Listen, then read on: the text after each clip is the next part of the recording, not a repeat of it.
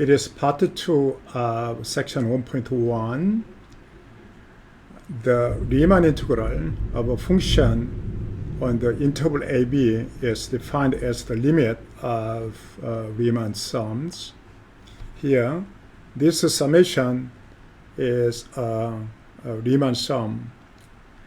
First, we partition the interval into n subintervals, and xi minus 1 to xi is the ith subinterval, and we choose a point on the subinterval, and that is the subinterval length, so that this one is representing the area of the rectangle, and is summed, and by taking limit so that the subinterval length goes to 0, we can get the limit. Once the limit exists, then that is the Riemann integral.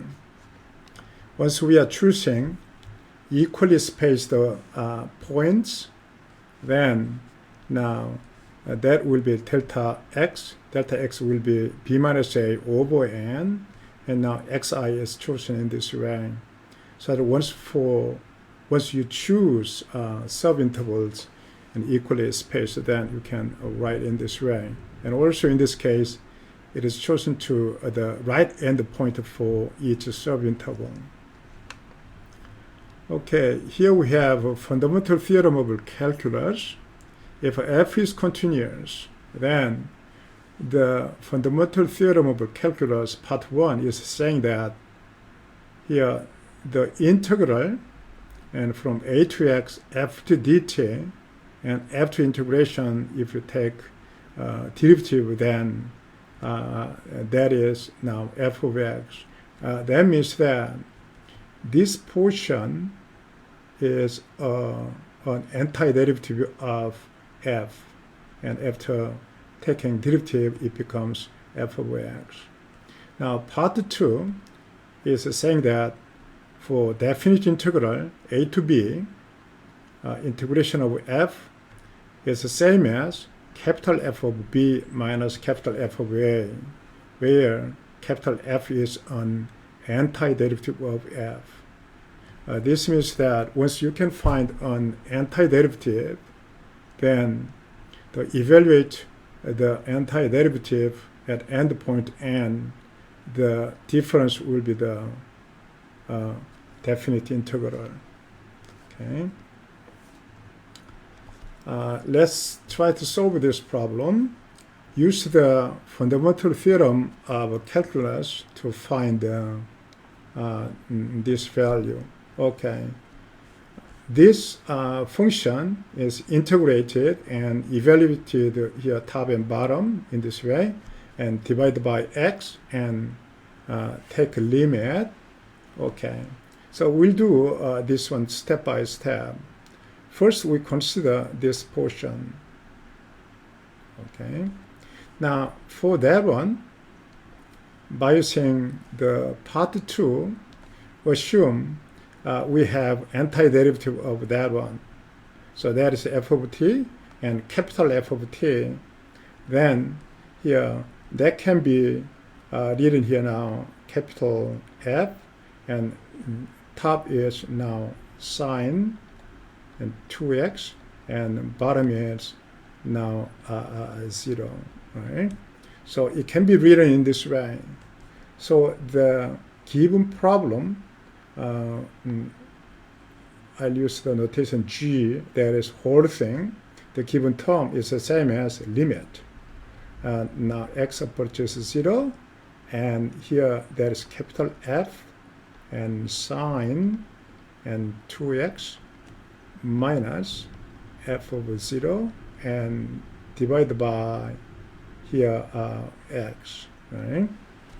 Okay, so along with this form, it's not easy to figure out. So once you write down rather than x, sine 2x, then it'll be easier. So that we'll change this in this way, the same limit, and then capital F sine, and that is 2x, minus f of 0 and divide by here sine now 2x. Then we multiply here sine and 2x and over x, right? Okay. Then if x approaches 0, then also sine 2x is approaching 0. So that we may write down this one rather than sine 2x and sine 2x minus 0, right? Anyway, once x approaches 0, then sine 2x is approaching 0. So that this portion, that portion is changed into here now capital F at 0, right? And this portion, and you already know that sine x over x and x approaches 0, then the value is 1. Now there is a sine 2x, so that you can put over there 2x, and now 2 like that. So it is approaching 1, and that is 2. So that here, that's 2, right? Okay. Now, what is capital F? Capital F is antiderivative of that function. So its derivative is now this one. Now, if you are putting 0, then that will be square root of 0 and cubed plus 4 times 2.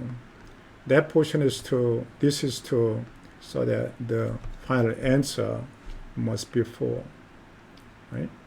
Okay. Here we have weighted mean value theorem on integral.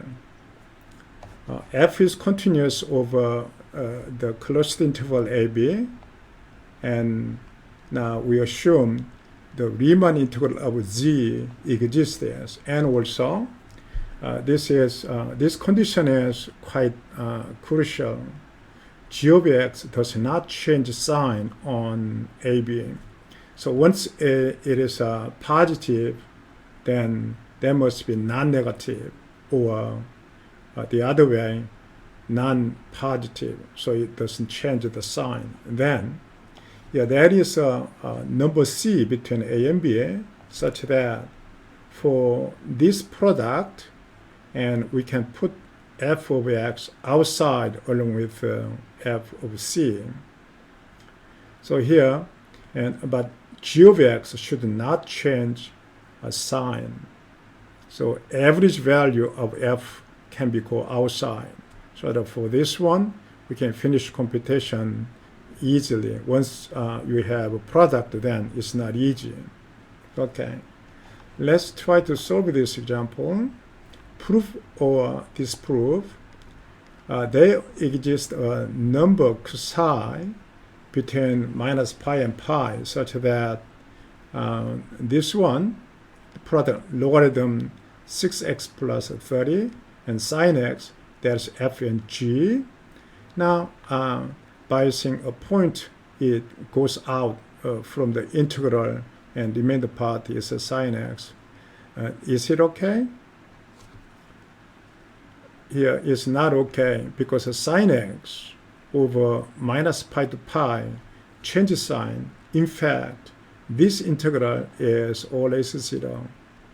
Is 0, so that means the left-hand side is 0, but it's not really 0. So that is wrong. Okay, because that is changing sign. You cannot do that. There is number psi between x0 and x1. x1 is larger than x0, such that now sine squared x and times here x minus x0, x minus x1, that can be written as here sine squared x can go out with a point psi, and the remainder part is here. Now, this part is now g of x. Of course, this one is not changing sign. This is non-negative. This portion is non-positive. So the product is non-positive. So it's not changing sign, so that that is true. Okay, that's true. Once you are choosing G is completed 1, then the weighted mean value theorem becomes the mean value theorem on integral. You can check it quite easily over there. If it is 1, then now here integral f of x, now gx can be ignored. It's the same as f of c, and that is 1, so that is b minus a. Right? So that b minus a, we divide by b minus a, so that we have that equation. Okay. Now we'll go to Taylor's theorem. This is well-known Taylor theorem with Lagrange remainder. And once f is continuous up to n times the derivative, and then now f n plus first derivative exists, then here we can get here now f of x, and that is expansion about x0. So x0 is, x is around x0, and we can make that one. That is basically nth order polynomial, and this is Lagrange remainder. Okay, that is at some point, if n plus first derivative is evaluated, divided by n plus 1 factorial, that is x minus x0 to the n plus 1. Okay. For example, once we start with cosine x, and x0 is chosen to be 0, then we can determine the second and third Taylor polynomial for f. Okay. Now there's f of x, and f prime is minus sine x, f double prime is minus cosine x, f triple prime is now again sine x, and fourth derivative is cosine x. Okay. For that one, by using this formula, we can get here second Taylor polynomial, and that one will become this one. And also for the remainder, and following exactly this one, and along with psi, and we can get this one. For third order polynomial, again, following the formula, now the third order polynomial is the same as second order polynomial. Once cosine is considered, because cosine is even function, now if you make Taylor expansion, then only even terms will appear. So odd terms will be 0, because the cosine itself is even function. So that third order term must be 0, so it becomes the same as the second Taylor polynomial. But here, if you are using the formula, then here now the remainder is a little bit different. Okay. So on the other hand, by using built-in function, you can get it quite easily. And by using Taylor in Maple, f of x, and about 0, and 4-term expansion, then you can get that one. And now for this f3, now it is converted to polynomial, then this remainder part disappeared, so that you can get the polynomial itself. Here, that is now cosine x, and this is here the second or third polynomial. So around the 0, it is matching well, but far away, it becomes quite different now. Okay, once we are choosing one term and remainder, so f of a, and now the remainder here for a function, and now expansion is about a, and that's at b we are evaluating, then it can be written in this way. That is exactly same as the mean value theorem. Mean value theorem is given in this way. There is point C. Now, rather than C, we are using cosine. So here now f prime at cosine. Earlier we used the notation C, and that is f of b minus f of a divided by b minus a. That is average slope. So there is a point cosine such that the slope is the same as the average slope. Okay, that is mean value theorem. Now, when we are choosing n equals 0 and x is b and x0 is a, then over there the Taylor expansion becomes the mean value theorem. Okay. Now, Taylor theorem can be formulated along with integral remainder rather than this Lagrange remainder. Sometimes people are using here integral remainder. So we'll not prove this one here, but the reason we express the Taylor theorem in this various way is that sometimes this remainder is more useful, so that in some applications it is easy to manipulate, so that people are using such remainder. Okay. Okay, here we have alternative form of Taylor theorem. Okay, the same assumption.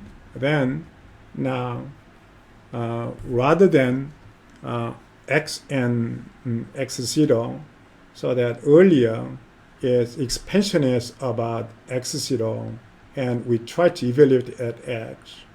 Now rather than x0 we are using x, and here and rather than x we are trying to use x plus h. So expansion is about x and around x, so h is small, then this is a really good approximation, even though you are thinking only this portion. So that's the reason we consider alternative form of Taylor theorem.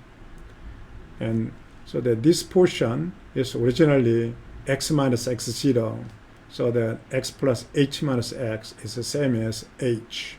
So exactly by replacing x0 and x by x and x plus h respectively, we have such a formula. And the corresponding Lagrange remainder can be written in this way. In detail, and Taylor theorem can be written in this way. F at x plus h is same as, now everything over there, f, f prime, f double prime, and everything over there is evaluated, they are evaluated at x, and this is standard form of Taylor theorem. And that is same as x minus x0. In this case now, x plus h minus x, which is h. Right? Okay, Taylor theorem can be formulated for functions of 2 variables or functions of 3 variables. And here we consider Taylor theorem for functions of 2 variables. Now, and x and y, and so we expand and we evaluated the function at x plus h and y plus k, and the expansion is about x and y. Then we have such a formula, and this is a remainder term, particularly when n is 1 then we can write in this way.